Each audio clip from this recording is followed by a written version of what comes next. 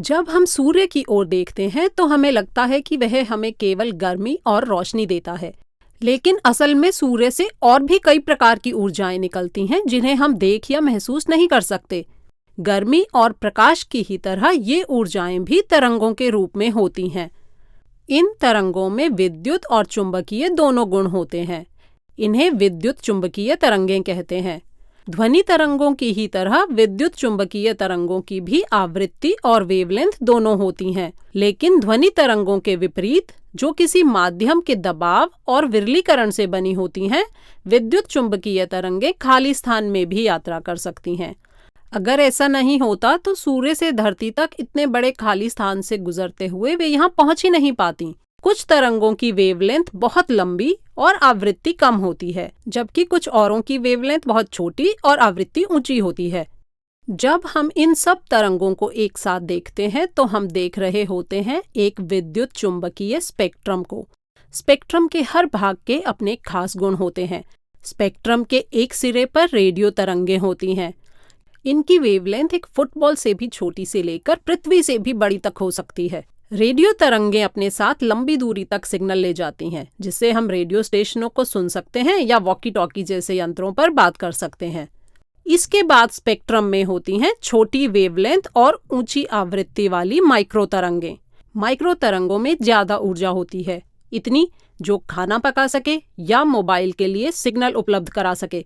Micro तरंगों से छोटी वेवलेंथ और ज्यादा ऊर्जा वाली तरंगें हैं इंफ्रारेड तरंगें, जिन्हें गर्मी की तरह महसूस किया जा सकता है। इंफ्रारेड तरंगों को डॉक्टर खेल की चोटों के इलाज के लिए प्रयोग करते हैं और आप टीवी के रिमोट से चैनल बदलने के लिए। नंगी आंखों से हम स्पेक्ट्रम के इस भाग में किसी भी प्रकार की तरंगों को नहीं देख सकते। तो हम किन तरंगों को देख सकते हैं? केवल इस छोटे से भाग को। इसे प्रकाश कहा जाता है। यह बहुत सी तरंगों से मिलकर बनता है जो अलग अलग आवृत्तियों पर कंपन करती रहती हैं। हमारा दिमाग विभिन्न आवृत्तियों को रंगों के रूप में पहचानता है। एक साथ मिलकर ये रंग प्रकाश स्पेक्ट्रम बनाते हैं। जो हमें सफेद रोशनी के रूप में दिखता है, वह वास्तव में स्पेक्ट्रम के सारे रंगों का मिश्रण होता है। विद्युत चुंबकीय स्पेक्ट्रम का केवल यही भाग हम नंगी आंखों से देख सकते हैं। प्रकाश के अलावा यहाँ अल्ट्रावायलेट रोशनी भी होती हैं। प्रकाश के मुकाबले इसकी आवृत्ति ऊंची और वेवलेंथ छोटी होती है।